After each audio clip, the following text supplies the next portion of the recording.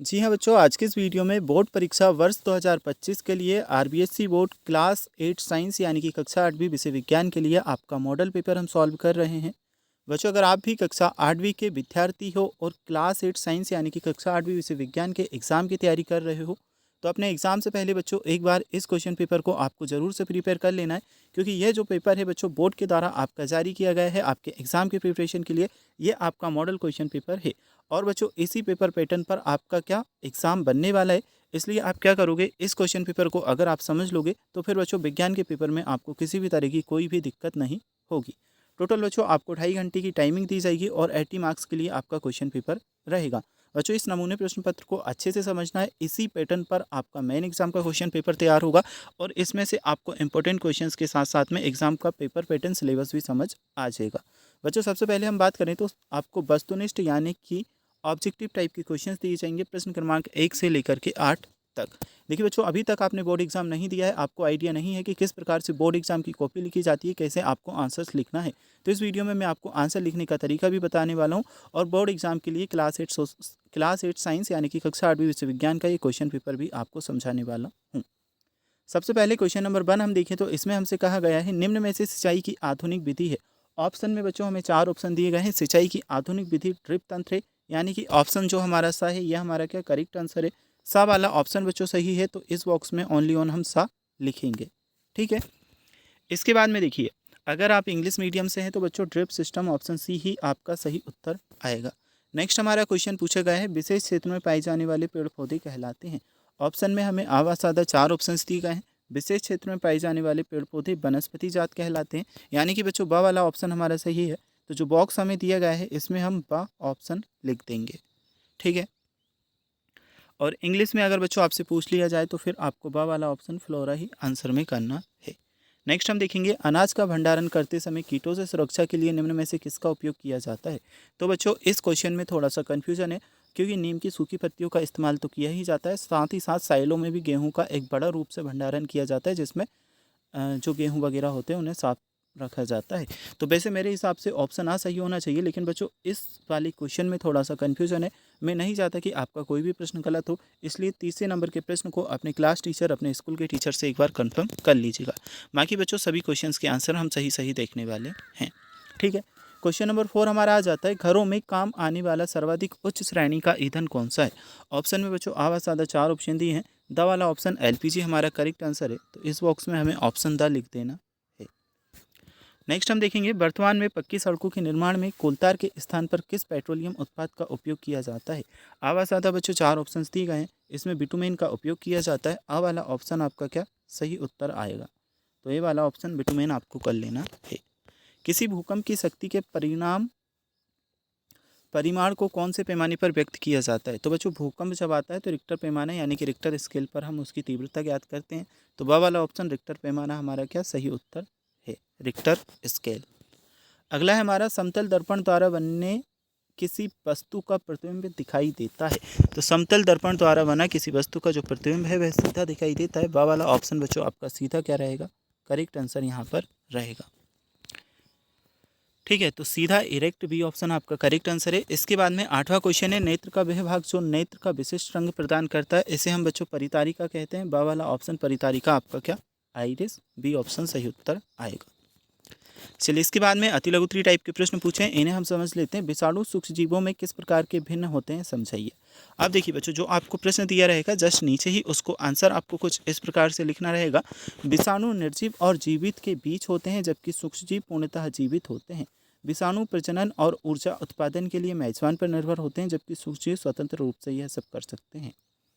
10वें नंबर का अगर प्रश्न हम देखें तो इसमें हमसे कहा गया है ईंधन के बढ़ते उपयोग से पर्यावरण पर क्या क्या हानिकारक प्रभाव पड़ता है। तो इस प्रश्न के उत्तर हम लिखेंगे ईंधन के बढ़ते उपयोग से वायु प्रदूषण और ग्रीन हाउस गैसों में वृद्धि होती है, जैसे ग्लोबल वार्मिंग और जलवायु परिवर्तन होता है।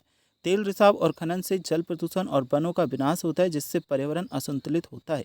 मानव स्वास्थ्य पर श्वसन व हृदय रोगों जैसे गंभीर प्रभाव पड़ते हैं। बच्चों इसके बाद में 11वें नंबर की क्वेश्चन में हमसे पूछा है परखनली शिशु के जन्म के लिए किस तकनीकी का प्रयोग किया जाता है। आंसर में क्या कर लेंगे, परखनली में शिशु के जन्म के लिए इन विट्रो फर्टिलाइजेशन यानी कि आईवीएफ तकनीक का उपयोग किया जाता है। इसमें स्त्री के अंडाणु और पुरुष के शुक्राणु को शरीर के बाहर प्रयोगशाला में मिलाया जाता है। निषेचन के बाद विकसित भ्रूण को स्त्री के गर्भाशय में स्थानांतरित किया जाता है, जिससे गर्भधारण होता है। बच्चों, अगर अगला क्वेश्चन हम देखें तो 12 नंबर के क्वेश्चन में हमसे पूछा गया है, चिकित्सा के क्षेत्र में अनेक समस्याओं के अनुसंधान एवं निदान के लिए किस प्रकार की ध्वनि के उपकरणों का उपयोग किया जाता है। आंसर में हम लिखेंगे, चिकित्सा के क्षेत्र में अनेक समस्याओं के अनुसंधान एवं निदान के लिए अल्ट्रासोनिक ध्वनि अल्ट्रासाउंड के उपकरणों का उपयोग किया जाता है। ये उपकरण उच्च आवृत्ति वाली ध्वनि तरंगों का उपयोग कर शरीर के आंतरिक अंगों की छवि प्राप्त करते हैं, जिससे गर्भावस्था में अंगों की स्थिति और बीमारियों के निदान किया जा सकता है। बच्चों, जो आपके लघु 3 टाइप के प्रश्न हैं, इसमें हमें क्वेश्चन नंबर 13 से लेकर के 22 तक देखने को मिलेगा। फर्स्ट ऑफ ऑल हमसे पूछा गया है हैजा। हैजा बच्चों जीवाणु के कारण होता है, तो यहाँ पर हैजा को हम मैच कर देंगे जीवाणु से। नेक्स्ट हमारा है प्रतिजैविक, इसे स्ट्रेप्टोमाइसिन से मैच करेंगे। कवक को बच्चों हम यहाँ पर कर देंगे गेहूँ की रस्ट।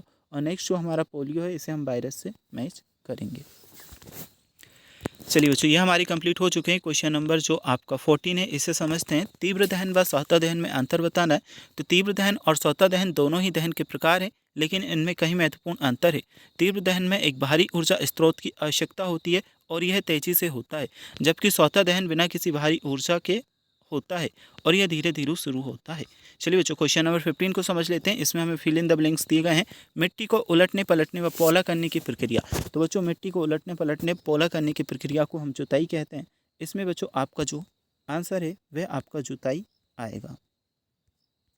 नेक्स्ट हम देख लेते हैं, अवांछित एवं बिना उगाए पौधों को हटाया जाता है, जिन्हें कहते हैं, तो इन्हें हम कहते हैं खरपतवार। इस वाले प्रश्न में बच्चों आपका खरपतवार आंसर आएगा। नेक्स्ट है हमारा, क्षतिग्रस्त बीज जल की सतह पर तैरने लगते हैं। तो बच्चों इस क्वेश्चन में हमारा तैरने लगेंगे, ये आंसर आएगा। दानों को भूसे से अलग करना थ्रेसिंग कहलाता है। तो बच्चों इस वाले में हमारा थ्रेसिंग आएगा। चलिए इसके बाद देखते हैं, निम्नलिखित प्रश्नों के उत्तर एक शब्द में देना है। यौवनारंभ में शारीरिक परिवर्तन किसके द्वारा नियंत्रित होते हैं? तो हार्मोन के द्वारा होते हैं। तनाव संयोजन का कार्य किस हार्मोन के द्वारा किया जाता है? एड्रेनालाइन द्वारा किया जाता है। एड्स के रोगकारक वायरस का पूरा नाम लिखना है, तो इसमें आप करोगे ह्यूमन एडेनोडेफिशिएंसी वायरस HIV। गाइटर रोग किस ग्रंथि से संबंधित है? तो थायराइड ग्रंथि से। अब जो हमसे ट्रू और फॉल्स पूछे गए हैं। द्रव तथा गैस बर्तनों की दीवारों पर दबाव नहीं लगाते, ये फॉल्स है, तो इसमें F लिखोगे। नेक्स्ट है, बल का परिणाम तथा दिशा दोनों होते हैं, तो इसमें आपका ट्रू आएगा, यानी कि सत्य। एक आवेशित वस्तु अनावेशित वस्तु को आकर्षित करती है, इसमें बच्चों आपको सत्य लिखना है। और बल किसी वस्तु को विरामावस्था में गति में नहीं ला सकता, इसमें आपको फॉल्स यानी कि असत्य लिखना है। वनोन्मूलन से क्या तात्पर्य है? इसके 2 कारण बताना है। तो वनोन्मूलन का तात्पर्य है जंगलों या वनों को काटकर या नष्ट करके भूमि का अन्य कार्यों के लिए उपयोग करना, जैसे कृषि उद्योग और शहरीकरण। कृषि भूमि की आवश्यकता, तो खेती के लिए नई जमीन तैयार करने हेतु वनों को काटा जाता है। दूसरा पॉइंट हम लिखेंगे, शहरीकरण और औद्योगिकीकरण। शहरों का विस्तार और उद्योगों की स्थापना के लिए वनों को नष्ट किया जा रहा है। बच्चों क्वेश्चन नंबर 19 अगर हम देखें तो इसमें हमसे पूछा गया है, घर्षण हमारा मित्र व शत्रु दोनों है, इस कथन का उदाहरण द्वारा विश्लेषण कीजिए। तो आंसर में हम क्या करेंगे, घर्षण हमारा मित्र और शत्रु दोनों है। यह चलने दौड़ने, वाहन रोकने और चीज़ों को पकड़ने में मदद करता है, लेकिन अधिक घर्षण से ऊर्जा की हानि, मशीनों का खिंचाव और गतिशीलता में बाधा होती है। इसलिए घर्षण को संतुलित रखना आवश्यक है। क्वेश्चन नंबर 20 हम देखेंगे, एक दोलक 5 सेकंड में 50,000 दोलन करता है, इसकी आवृत्ति तथा आवर्तकाल ज्ञात कीजिए। तो इसमें हमारा जो आंसर होगा क्वेश्चन नंबर 20 के लिए, वे आप देख सकते हो। अच्छा, सबसे पहले दोलन की संख्या और समय हमने लिखा, तो दोलन की संख्या आई 50 और समय आया 5 सेकंड। आवृत्ति निकालने के लिए दोलनों की संख्या बटा समय कर देंगे, तो 50 दोलन को 5 सेकंड से हम कट करेंगे, तो हमारे पास में 10 हर्ट्ज आ जाएगा, अर्थात 1 सेकंड में 10 बार दोलन करता है। आवर्तकाल निकालने के लिए समय बटा दोलनों की संख्या कर देंगे, 5 सेकंड को 50 से डिवाइड करेंगे, 0.1 सेकंड आ जाएगा। तो दोलक को एक पूरा दोलन करने में 0.17 लगता है। दोलक की आवृत्ति 10 हर्ट्ज और आवर्तकाल 0.1 सेकंड है। भूकंप आने की क्या क्या कारण है? भूकंप से स्वयं के बचाव के लिए क्या क्या उपाय कर सकते हैं? आंसर में हम लिखेंगे, भूकंप पृथ्वी की टेक्टोनिक प्लेटों की हलचल, ज्वालामुखी विस्फोट और खनन या मानव निर्मित गतिविधियों के कारण आता है। इससे बचाव के लिए मजबूत फर्नीचर के नीचे छिपे दीवारों और खिड़कियों से दूर रहें और खुले स्थान में जाएं। आपातकालीन किट तैयार रखें, परिवार के साथ योजना बनाएं और भूकंप के बाद क्षतिग्रस्त इमारतों से दूर रहें। शांत रहना और सावधानी बरतना बहुत जरूरी है। अब बच्चों क्वेश्चन नंबर 22 आपसे पूछा गया है, आपतन कोण जो है वह आई है और परावर्तन कोण आर है। दिए गए चित्र को दर्शाइए। यदि आई बराबर 40 डिग्री है तो परावर्तन के नियम अनुसार कोण आर का मान ज्ञात करना है। तो आई का मान हमें दिया 40 डिग्री। अब हमें आर का निकालना है, तो आर इक्वल आई है तो 40 डिग्री। यदि आपतन कोण 40 का है तो परावर्तन भी 40 का ही होगा। दिए गए चित्र में परावर्तन कोण आर का मान 40 डिग्री है। अब जो लॉन्ग टाइप के क्वेश्चंस आपसे पूछे गए हैं जिन्हें निबंधात्मक प्रश्न हम कहते हैं, इसमें हमसे पूछा गया है पेट्रोलियम तथा प्राकृतिक गैस के भंडार का नामांकित चित्र बनाना है। विकास के नाम पर वृक्षों की कटाई बढ़ती जा रही है, कथन की पुष्टि करना है। एडम्स एप्पल क्या है, मानव शरीर में इसकी स्थिति दर्शाने वाला नामांकित चित्र बताना है। अथवा में हमें क्वेश्चन दिया है गाड़ी चलाते समय पेट्रोल और डीजल बचाने के 4 उपाय लिखना है। और वन्यजीव आवासों में लगातार हो रही मानवीय गतिविधियों के कारण वन्यजीव धीरे धीरे कम होते जा रहे हैं, इन्हें संरक्षित रखने के लिए आप क्या सुझाव देंगे। मानव शरीर में एंट्रीनल ग्रंथि की स्थिति को दर्शाने वाला नामांकित चित्र बताना है। सबसे पहले हमने गाड़ी चलाते समय जो सावधानियां रखी जा सकती हैं उन्हें लिख दिया कि सही गति से चलाएं, गाड़ी का नियमित रखरखाव कराएं, टायरों का दबाव सही रखें और ज़रूरत न होने पर एयर कंडीशनर का इस्तेमाल ना करें। वन्य जीवों के आवासों में मानवीय हस्तक्षेप के कारण हमने यहाँ पर लिखा है वनों का संरक्षण, संरक्षित क्षेत्र, शिकार पर प्रतिबंध, सामाजिक जागरूकता और इको फ्रेंडली विकास। फिर बच्चों क्वेश्चन नंबर 24 है भ्रूण का गर्भाशय रोपण का नामांकित चित्र की सहायता से समझाना है। घर्षण को कम करने के उदाहरण लिखने। दिए गए चित्र में दर्पण परस्पर लंबवत रखें। आपतित किरण दर्पण ए पर 40 डिग्री कोण और आपतित होती है। दर्पण बी से परावर्तित होने वाली परावर्तित किरण एवं परावर्तन कोण बनाना है। मेंढक के जीवन चक्र का नामांकित चित्र बताना है। नेत्रों की देखभाल किस प्रकार कर सकते हैं समझाना है। घर्षण किस प्रकार हमारा मित्र है उदाहरण देना है। और क्वेश्चन नंबर 25 आपसे पूछा गया है। तो बच्चों लगभग जो आपका 80% क्वेश्चन पेपर है इसे हम सॉल्व कर चुके हैं। जो आपके प्रश्न बच गए हैं इन्हें हम नेक्स्ट वीडियो में सॉल्व कर लेंगे। अगर आपको अदर किसी सब्जेक्ट के मॉडल पेपर के सॉल्यूशन देखना है तो लिंक डिस्क्रिप्शन बॉक्स में मिलेगा या फिर चैनल पर प्ले लिस्ट में जाकर भी देख सकते हो।